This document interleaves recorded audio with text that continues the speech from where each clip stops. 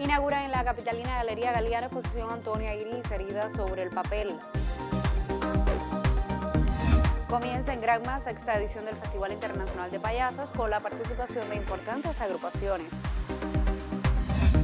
Y celebrarán aniversario 507 de la Villa San Juan de los Remedios, cuyo centro histórico es monumento nacional desde 1980.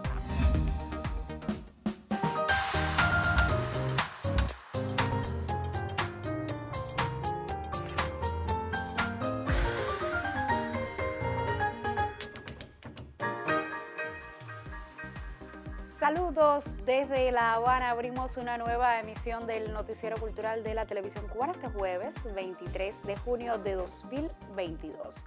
Hace apenas unos minutos quedó inaugurada en la capitalina Galería Galeano la exposición Antonia Iris, herida sobre el papel, organizada por el Museo Nacional de Bellas Artes y el Fondo Cubano de Bienes Culturales.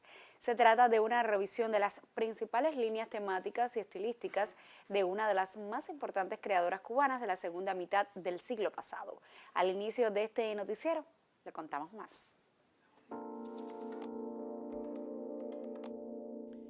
Herida sobre el papel.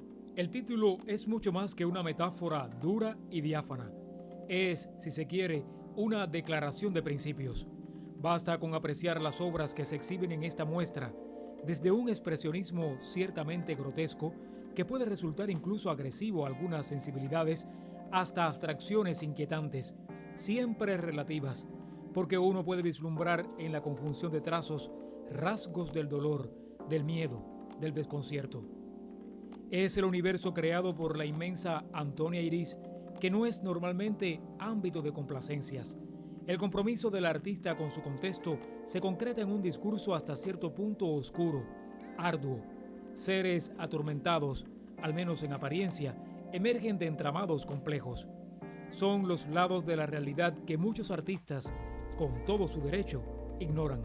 Antonia tenía el derecho y sentía la necesidad de mostrarlo, y era una artista de gran talento y probadas capacidades. Ni siquiera sus detractores pudieron poner en duda la contundencia de su lirismo. En una década de cambios muchas veces radicales y por lo tanto en alguna medida traumáticos, la década de los 60, Antonia alumbró un mundo onírico que tendía puentes al paisaje de su cotidianidad y a un espacio mucho más íntimo que ella tuvo la valentía de mostrar. Fue demasiado para algunos, sigue siendo de hecho más de la cuenta para no pocos espectadores contemporáneos, pero es la voz de una artista honesta y de una mujer de su época, cuya obra ha trascendido ese tiempo. La muestra de la Galería Galeano, una institución muy vinculada al itinerario de Antonia, muestra algunas de las constantes de la artista, esta vez sobre el papel. Son más de 4 decenas de piezas en disímiles técnicas y formatos en las que se evidencia la fuerza y la singularidad de un estilo. Curada por Teresa Toranzo, Sandra García Herrera y Patricia Santos Hernández, la exposición estará abierta al público hasta el 31 de agosto en una colaboración del Museo Nacional de Bellas Artes con el Fondo de Bienes Culturales. Más que recomendable. Yuris Nórido en el Noticiero Cultural. Y de artes visuales seguimos hablando. En la Sala de Arte del Museo Emilio Bacardí de Santiago de Cuba está en proceso de montaje la muestra La Espera del joven creador Alejandro Lescay y Resuelo. Desde la instalación tenemos los detalles.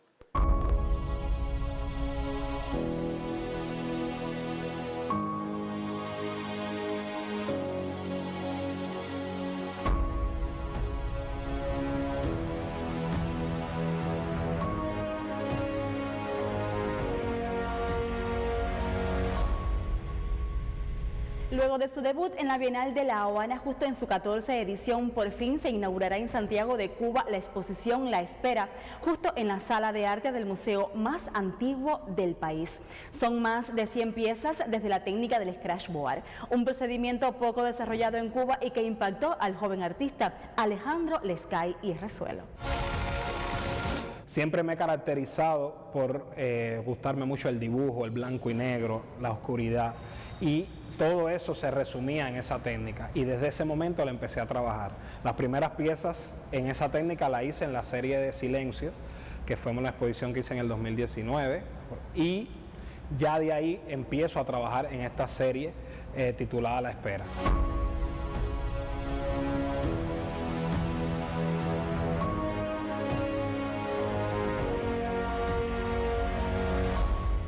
Este panel se reserva para un retrato del poeta Marino Wilson Hay y un texto en vinilo. Serían ideas que el intelectual ofreció sobre la espera en su proceso de concepción. Siento ese deber de hacerle ese homenaje a ese gran amigo y a ese gran poeta que fue Marino.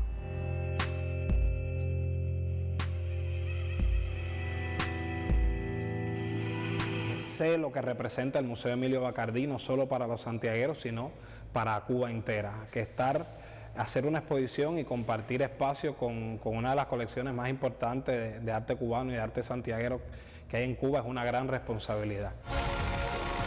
La espera del artista Alejandro Lescay y Resuelo se inaugurará este viernes 24 a las 19 horas en la Sala de Arte del Museo Emilio Bacardí Moró.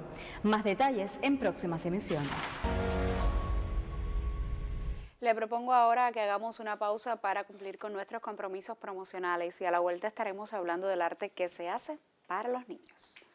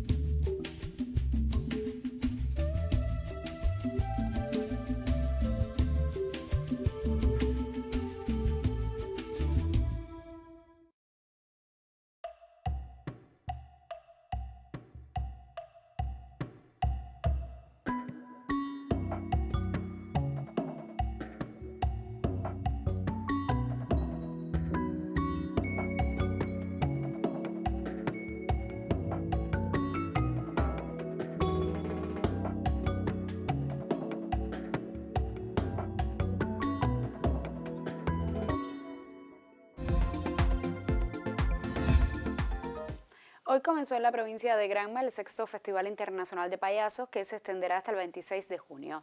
Dedicada al protagonismo de la mujer en el clown, la cita incluye actividades teóricas y una invasión comunitaria de payasos. Muy pronto la ciudad de Bayamo se llenará de sonrisas, narices rojas y caras blancas, con el desafío de convertirse en la capital del humor y gamberradas varias, y trasladar al escenario el teatro del clown desde un presente cautivado por la inmensidad de este arte que siempre es buena fortuna ver. Se trata del sexto Festival Internacional de Payasos que tendrá lugar del 23 al 26 de junio y que ha venido hasta Granma desde Las Tunas para realizar un encuentro clownesco que tiene lugar cada 2 años. Con invitados como el crítico de teatro Omar Baliño, los teatrólogos Marilyn Garbey y Miguel Ángel Amado y Lisandra Hernández, presidenta del Consejo Provincial de las Artes Escénicas en Las Tunas, participarán las agrupaciones Teatro Tuyo de esa provincia, Payasadas Terapéuticas de La Habana, Carpandilla de Guantánamo y numerosos colectivos granmenses. Además de las salas teatrales de la ciudad de Bayamo, los espectáculos llegarán hasta parques, plazas y comunidades. La participación internacional ocurrirá de manera online y se insertará de esta forma en las actividades. Dedicado al protagonismo de la mujer en el clown, incluye la actuación de estudiantes de la Escuela Provincial de Arte Manuel Muñoz Cedeño. El arte del clown alcanzará entonces diferentes escenarios llenos de risas, teatro y un arte particular que provoca una conexión inmediata con lo más feliz y divertido de nuestras emociones. Desde Granma, Celia María Reyes Casate, Sistema Informativo de la Televisión Cubana.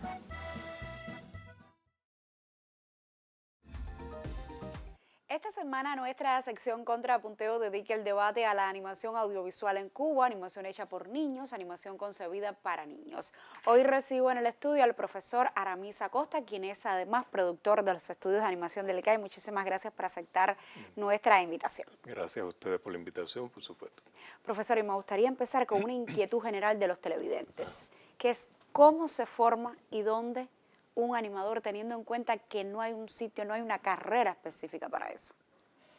Bueno, en el mundo se mueven por diferentes espacios. universidades, institutos de arte, escuelas especializadas, talleres intensivos y maestrías dedicadas a la animación. Esos son diferentes espacios donde puede concurrir la asistencia a formadores de animadores. Tenemos que tener en cuenta que el animador es la persona que hace que se muevan los objetos, los personajes, los diseños. Por lo tanto, las academias de arte, con una base fuerte en el dibujo y en la pintura, son las principales fuentes de las que se nutren estas instituciones. Y en el caso de Cuba, profe. Específicamente en Cuba hay 2 escuelas de cine que se han concebido, la Escuela Internacional de San Antonio y la FANCA. Se han concebido con estudios de todo lo relacionado con el audiovisual, llámese radio, cine y televisión, y en ninguna existe la carrera de la animación. No está concebida, no está planificada, por lo tanto, la formación es empírica a través tal vez de los talleres que dan los estudios de animación del ICAI, que no son de una constancia permanente, pero pueden ser espacios de formación limitado. La FANCA sí en algún momento ha establecido un contacto específico para la FANCA con clases optativas de producción, de análisis de guión y de práctica en lo que es la experimentación del movimiento. Pero una formación seria, profunda, de tiempo que hay que dedicarle a esto, no existe. En Cuba no existe. Es lo empírico, es la práctica, es el contacto, es el tocar puerta y que me enseñe, o son estos talleres que tanto los estudios del ICRT como los estudios del ICAI hacen en convocatorias esporádicas. Que no son solamente para niños, sino también para adultos. Generalmente son para jóvenes, para adultos, generalmente. Porque ayer había un televidente que preguntaba que él no era niño, por lo que estábamos poniendo, pero que también tenía deseos de pasar un taller de animación. Claro, estos talleres siempre son para captar futuros animadores. O sea, los mejores graduados, pues casi siempre forman parte ya de lo que es un proceso de producción específico. Y los niños se quedan como que formando fila al final, sin tener esa posibilidad de tener un espacio constante de conocer cómo es el mundo del dibujo animado. Y eso es otro tema. Para otro contrapunteo. Que en otro contrapunteo sería buenísimo tratar. Profe, en los reportajes del lunes y el martes, muchos de nuestros entrevistados pues ponían como uno de los principales obstáculos para hacer la animación el tema de la tecnología. ¿Cómo lidiar con esa falta de recursos que es evidente que existe y al mismo tiempo poder tener un buen producto para ofrecerle a los televidentes? Bueno, eso es una realidad. La tecnología antes del digital, antes de las computadoras, el dibujo animado se hacía con una gran industria, con quimicales, pinturas, pinceles, cartulinas, etc. Por lo tanto, respondía también a un basamento tecnológico. A partir de los ordenadores, ese gran edificio tecnológico de laboratorios, etcétera, se ha simplificado en una mesa de trabajo. Pero esa tecnología hay que renovarla, hay que darle un seguimiento, hay que estar siempre al tanto de los nuevos software que apoyan lo que es la realización audiovisual y en este caso de la animación. Eso es un problema. La tecnología se nos va quedando obsoleta en la medida en que el mundo se está moviendo con otros espacios fundamentalmente tecnológicos. Lo que está sucediendo específicamente en Cuba en estos momentos, y para mí es impresionante haberlo, no descubierto, pero sí haber participado de él, es que en provincia, fuera de lo que es la institución, fuera de la capital, hay equipos de realizadores de animación que con una mala tecnología, con muy pocos recursos tecnológicos, mínimos recursos financieros, están haciendo obras realmente competitivas. Y de hecho, cuando lo miramos desde la visión institucional, nos damos cuenta que efectivamente la tecnología es necesaria, sobre todo para la exhibición y la competencia, pero el conocimiento del lenguaje el conocimiento de las estructuras dramáticas de un guión a veces enriquecen la obra artística por encima de las deficiencias tecnológicas. Pero es un hecho que como país tenemos que renovar tecnológicamente lo que es el audiovisual animado, porque de lo contrario no podemos entrar en los grandes mercados y en las grandes competencias, precisamente por déficit tecnológico. Me gustaría hablar sobre otro tema que nos sugirió nuestro colega Pedro de Laos, y es la estética. ¿Cómo valora usted lo que está sucediendo hoy en materia de estética? ¿Cumplimos los parámetros a los que se desea? ¿Cumplimos los parámetros a los que está llamado el mundo de la animación? Estéticamente hablando, yo creo que hace falta que los realizadores del género de la animación estudien, estén mucho más actualizados, y las redes, los medios actuales lo permiten mucho más que años anteriores, de lo que está ocurriendo en el mundo en el sentido estético. Yo creo que nos estamos repitiendo en diseños que ya no son contemporáneos, incluso a veces en temas que vuelven a coincidir en moralejas evidentes, pero estéticamente hay que dar un salto. La gente el realizador tiene que comprender que la realización audiovisual en la animación es una realización de equipos, que el director no puede ser director, guionista, diseñador y animador, porque hay diseñadores muy actualizados que se pierden, que no son usados, que no son contratados simplemente por cerrar un ciclo muy pequeño en la realización audiovisual. Yo alerto sobre todo a las nuevas generaciones que piensen bien en este concepto de equipo, que aprovechen el conocimiento de otros, que se actualicen a través de los medios de qué está ocurriendo en el mundo, y que no imiten, que no se apropien de las cosas que ya han sido declaradas exitosas, y que a veces con simplemente tocar un teclado se puede imitar.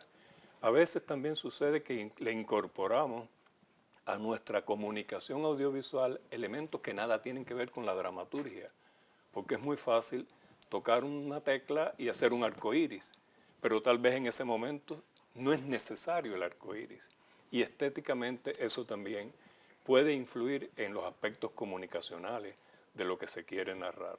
Muchísimas gracias, profe. Yo le invito a que sobre este tema hablemos en próximas emisiones, quizás en un próximo contrapunteo. Muchísimas gracias por la invitación. Mañana acudirá a este estudio mi colega Yuris Nórido para ofrecer la opinión editorial sobre el tema que hemos desarrollado esta semana en nuestra sección Contrapunteo, los desafíos de la animación audiovisual.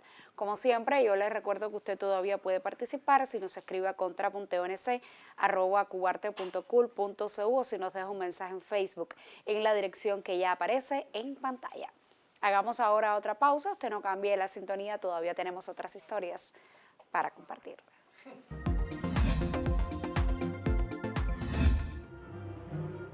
El Ballet Español de Cuba invita al tercer Festival Internacional de Danza Española y Flamenco dedicado a la región de Murcia y al Festival Internacional de Cante Flamenco de los Berros. Del 20 al 26 en la Sala Avellaneda del Teatro Nacional de Cuba, siempre a las 8:30 de la noche. Dirección General, Eduardo Beití.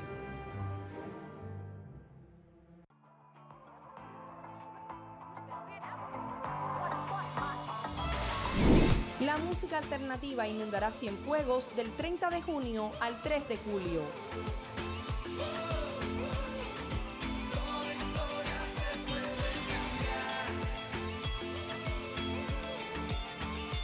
Goza el verano a todo color en el Festival de la Música Alternativa Ciudad del Mar, del 30 de junio al 3 de julio en Cienfuegos.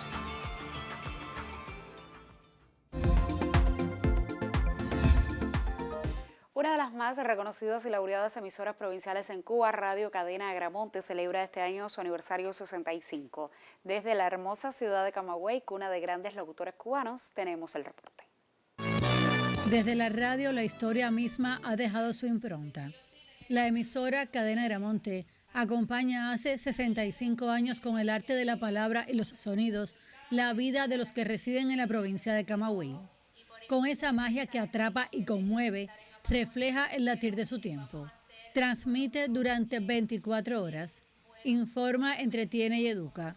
Permite con inmediatez llegar a lugares insospechados y hace eternos soñadores a los amantes del medio de comunicación. Sobresale como baluarte indiscutible el grupo dramático Nino Moncada. También se inserta en la red de redes con su página web, ganadora de importantes premios. El colectivo es heredero de las tradiciones, la historia y los valores técnico-artísticos del sistema de la radio. Periodistas, técnicos y artistas de la emisora unen minutos, horas y años con la máxima de satisfacer a los oyentes. En cabinas, estudios, redacciones o en el autorradio, entregan propuestas para legendarios programas y otros más jóvenes. La emisora Radio Cadena Gramonte, con la longevidad de 65 años y la frescura de hoy, sigue latiendo desde Camagüey, en el corazón del pueblo. En Camagüey, A.M. Amargós, Noticiero Cultural.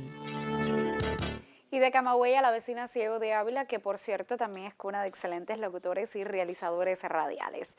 La Unión de Escritores y Artistas de Cuba en esa provincia, por iniciativa de la filial de Cine, Radio y Televisión, organizó un encuentro para festejar los 70 años de la radio en ese territorio. Las campanadas en el Museo de Historia Coronel Simón Reyes Hernández, el Águila de la Trocha, indicaban que un encuentro con la historiografía local tendría lugar. Y así fue. Por iniciativa de la filial de Cine, Radio y Televisión de la Unión de Escritores y Artistas de Cuba en Ciego de Ávila, se desarrolló un encuentro dedicado al 70 aniversario de la radio en el territorio. El historiador José Martín Suárez motivó el intercambio llevando a todos a través del retroceso temporal hasta la fecha del 3 de febrero de 1924, hito fundacional de la primera estación radial por parte del farmacéutico de profesión Eduardo Valdés Figueroa, quien lanzó al éter las primeras señales de las 7 BI. Según el trabajo investigativo de los historiadores, los presentes conocieron que pudieron escuchar esa transmisión en la provincia, aquellos que portaban los aparatos radiales que se comenzaron a comercializar en el país, luego que el teniente patriota y músico Luis Casas Romero creara la emisora 2LC 2 años antes de la transmisión en predios avileños. Conciertos de danzón, noticias locales y poemas de corte romántico y algunas notas de la prensa construían la parrilla de programación de la emisora avileña, que comenzó a aglutinar a las principales casas comerciales vinculadas al negocio radial, prestando el patrocinio de programas y espacios de concurso para anuncios publicitarios. Según el profesor Martín Suárez, esta fue la simiente de Radio Cuba, génesis de la emisora provincial Radio Surco, que desde el presente defiende, difunde y transforma la manera de hacer radio y la identidad popular del avileño, así como la esencia de la locución como especialidad radial, que le otorga el título de capital de la locución a Ciego de Ávila. En el conversatorio dedicado a la historia radial en estos 70 años, se incluyó el testimonio historiográfico que de ella se tiene a través del audiovisual Raíces de la televisión avileña, autoría del periodista y realizador Néstor Labrada. La actividad se incluye dentro del programa diseñado desde la UNIAM para celebrar las 7 décadas de la radio avileña. Desde Ciego de Ávila, Henry Godínez, Noticiero Cultural. Y al cierre viajamos a una de las más hermosas ciudades cubanas, la Villa de San Juan de los Remedios, que celebra cada año una amplia programación cultural, cuyo momento central transcurre el día 24 de junio, o sea, mañana, fecha fundacional de la urbe. Esta vez Remedios arriba a su aniversario 507. Nuestra corresponsal nos cuenta más. San Juan de los Remedios es ese concepto de ciudad que el pueblo lo defiende a ultranza. Así lo asevera María Victoria Fabregat, historiadora de la villa, quien explica que por sobre todas las cosas es defender desde la tradición un hecho que se ha convertido en reina no solo de la parte centro-norte de Cuba, sino también de todo el país y de la humanidad. Esos son las parrandas y las fiestas tradicionales como el San Juan, que forman parte de esa riqueza espiritual que tienen los remedianos. Devino en esa fiesta donde el pueblo se volcaba y una de sus leyendas se convierte precisamente en el escenario principal, que es la captura del Güí.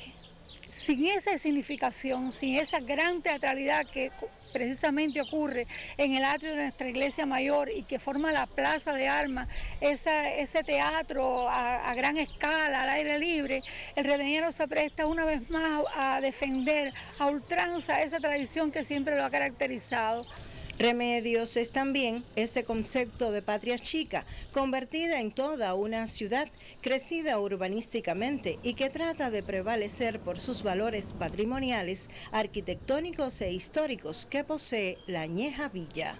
Hoy arraigada en esas tradiciones que son genuinas de aquí de Remedios, enriquecidas con una cultura y con un aporte cultural que de las más jóvenes generaciones se afianza cada día más.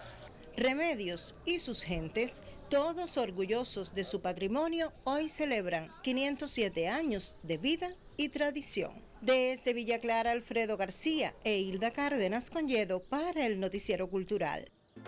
Punto final. En esta emisión del Noticiero Cultural le informamos sobre la apertura hace unos minutos de la exposición Antonia Iris, Heridas sobre el papel. Le contamos sobre las propuestas del Festival Internacional de Payasos en Granma y nos acercamos a las tradiciones de la ciudad de Remedios, que mañana cumplirá 507 años de fundada. Gracias por acompañarnos en esta entrega informativa. Nosotros, por supuesto, regresaremos mañana con otras noticias del arte y la literatura en Cuba y el mundo. Hasta entonces me despido, como siempre, con un saludo desde La Habana.